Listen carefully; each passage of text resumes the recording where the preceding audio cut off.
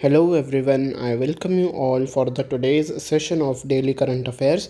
So those who are joining us for the first time, मैं उनको बता दूं कि हमारा सेशन कैसे आगे बढ़ता है।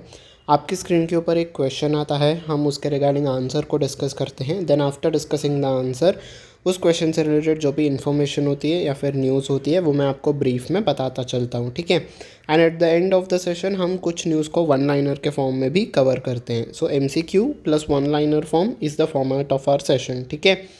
एंड जिनके भी दिमाग में है कि किस कैटेगरी के बच्चे इस सेशन को देख सकते हैं, तो आई वुड से जिसी भी एग्ज़ाम में चाहे वो एग्ज़ाम कौन सा भी हो, SSC हो, UPSC हो, बैंकिंग हो, रेलवेज़, डिफेंस, इंश्योरेंस, जहाँ पे भी आपका करंट अफेयर्स आएगा वहाँ पे आपके लिए ये सेशन बहुत ही हेल्पफुल प्रूव करेगा, ठीक है। तो एंड तक बने रहिएगा इस सेशन में मेरे साथ। Will be having some amazing news, ठीक है। तो पहला क्वेश्चन आपके स्क्रीन के ऊपर आ चुका है। क्या कहता है पहला क्वेश्चन? आपको ये स्टेटमेंट्स को पढ़ना है और आपको बताना है कि कौन से स्टेटमेंट्स हैं जो कि करेक्ट हैं, ठीक है। ओके, तो क्या कहता है पहला statement? The Nagi and Nakti bird sanctuaries located in both Bihar and Jharkhand are now recognised under Ramsar convention. क्या ये रामसर कन्वेंशन में इंक्लूडेड हो गए हैं? Yes, Nagi and Nakti bird sanctuaries include तो हो गए हैं, पर ये दोनों ही बिहार में हैं, ठीक है, झारखंड में ये नहीं है। तो ये स्टेटमेंट हो जाएगा रॉन्ग। मैं आपको बताऊंगा इससे रिलेटेड इन्फॉर्मेशन मैंने बहुत अच्छे से स्लाइड्स में से इंक्लूड किया है आगे, बट अभी आंसर के लिए इतना समझ लीजिए कि ये स्टेटमेंट रॉन्ग है, ठीक है। नेक्स्ट सेंटेंस क्या कहता है? Nakti bird sanctuary wetland is man made reservoir. क्या ये मैन मेड रिजर्वायर है? यस, ठीक है, ये नेचुरली रिजर्वायर में नहीं आता है। जो मैन मेड रिजर्वायर है मतलब मनुष्य के द्वारा निर्मित जो रिजर्वायर होते हैं, जैसे कि डैम होता है ना, तो उस क्षेत्र को हम मैन मेड रिजर्वायर कहते हैं। तो नकती जो बर्ड सेंचुरी है वो इसी कैटेगरी की है। Yes, so this statement is correct. हमारा आंसर क्या हो जाएगा? ऑप्शन बी, यानी कि ओनली 2 इज करेक्ट, ठीक है। अब हम चलते हैं इसके क्या कहते हैं, कुछ डिटेल में पढ़ लेते हैं कि रामसर साइट क्या होता है, ठीक है। Ramsar site is a wetland site designated to be international importance under Ramsar convention. तो अगर किसी भी साइट को रामसर साइट का दर्जा दिया जाता है तो उसकी कन्वर्जेशन के लिए, उसके रख रखाव के लिए, उसके मेंटेनेंस के लिए हाईएस्ट स्टैंडर्ड्स फॉलो किए जाते हैं, ठीक है। और पहली बार ये कब अस्तित्व में आया था? एक ट्रीटी साइन हुई थी 2 फरवरी 1971 के दिन। रामसर करके एक प्लेस है, कहाँ पे स्थित है वो? ईरान में स्थित है, ठीक है।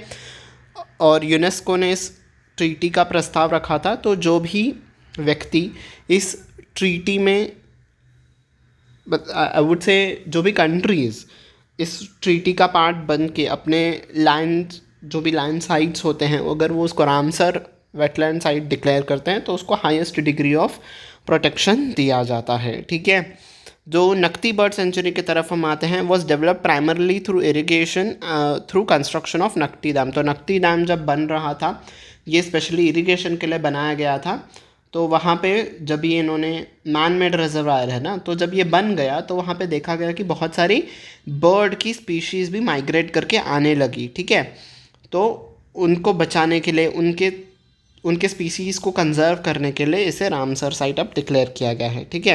1984 में इसे वेटलैंड का दर्जा दिया गया। इस वेटलैंड को एज अ बर्ड सेंचुरी का दर्जा दिया गया, ठीक है। ये एक वेटलैंड था और उसे बर्ड सेंचुरी का दर्जा दिया गया 1984 में, highlighting the importance as a wintering habitat of several migratory species over 20,000 birds congregating during winter months. तो विंटर मंथ्स के टाइम पे 20,000 से भी अधिक जो माइग्रेटरी बर्ड्स हैं वो नकती डैम में आते हैं, ठीक है, उस वेटलैंड साइट पे आ जाते हैं, ठीक है।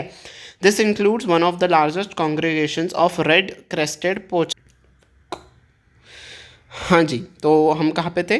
1984 पे इसे दर्जा दिया गया बर्ड सेंचुरी का, और 20,000 से अधिक यहाँ पे बर्ड्स आते हैं, ये हमने पढ़ा। और जो यहाँ पे कौन सी स्पेसिफिक कैटेगरी के बर्ड्स आती हैं, जिनका नाम है रेड क्रेस्टेड पोचार्ड, ठीक है। इनका साइंटिफिक नेम है नेटा रुफिनिया, जो कि इंडो गैंगेटिक प्लेन्स में पाई जाती हैं। तो ये स्पेशली इस डैम के वेटलैंड एरिया में आ जाती हैं, ठीक है। वो बर्ड है ये, ठीक है, जो नकती डैम में पाई जाती है, ठीक है। अब अपने पिक्चर देख लिए तो आपको याद रहेगा लंबे समय तक, ठीक है। तो यही है वो बर्ड की स्पीसीज़ जो कि पाई जाती है नकती डैम में, ठीक है। अब नागी बर्ड सेंचुरी को देखते हैं, ठीक है। Following the dam following the Negi river. तो नेगी बर्ड सेंचुरी को नेगी रिवर से ही अपना नाम मिला है, बिकॉज नेगी रिवर पे डैम बनाया गया, तो इसे नेगी बर्ड सेंचुरी कहा गया। ठीक है, due to the importance of migratory bird species the site was recognize locally as a bird sanctuary in 1984। 1984 में इसे भी बर्ड सेंचुरी के तौर पर रिकॉग्नाइज किया गया, एंड इंटरनेशनली इसे कब कैसे रिकॉग्नाइज किया गया, as an important bird and biodiversity area by bird life international. तो इस संस्था के द्वारा इसको IBA का दर्जा भी दिया गया। ठीक है, okay. The site host one of the largest congregations is group. तो कौन से टाइप की ग्रुप के यहाँ पे बर्ड्स आते हैं, बार हेडेड गीज, जिनका नाम है Anser indicus on the Indo Gangetic plain. तो ये जो बर्ड हैं ये पाई जाती हैं, इसका भी मैंने पिक्चर यहाँ पे अटैच किया है।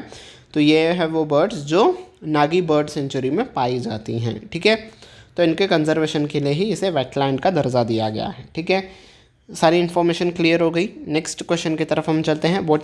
Where is the Arun 3 hydro electric project located. तो अरुण 3 हाइड्रो इलेक्ट्रिक प्रोजेक्ट कहाँ पे लोकेटेड है? Yes, correct answer is option number C, Nepal. ठीक है, तो ये नेपाल में स्थित है।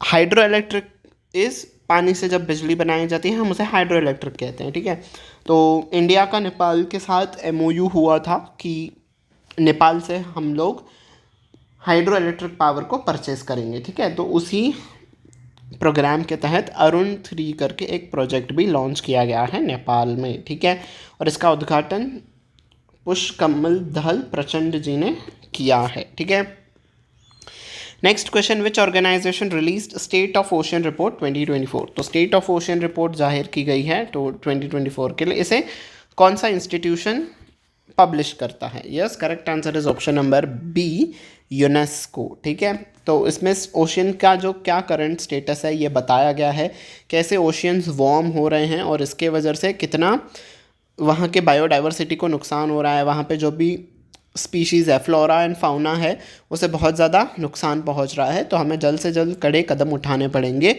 ये इस रिपोर्ट में कहा गया है। ठीक है, तो यूनेस्को ये रिपोर्ट पब्लिश करती है। ठीक है जी, next question, what is the name of India's first biosphere within a tiger reserve. तो टाइगर रिजर्व के ही अंदर एक प्राइवेट बायोस्फीयर बनाया गया है और उसका नाम क्या है? Yes, correct answer is option number C, Rajaji रघुत्ती बायोस्फीयर। ठीक है, तो 2 एनवायरमेंटलिस्ट थे जिन्होंने इस बायोस्फीयर रिजर्व का फाउंडेशन किया। ठीक है, okay. Next, where will be the 29th edition of Conference of Parties COP be held? COP 29th edition कहाँ पे होगा?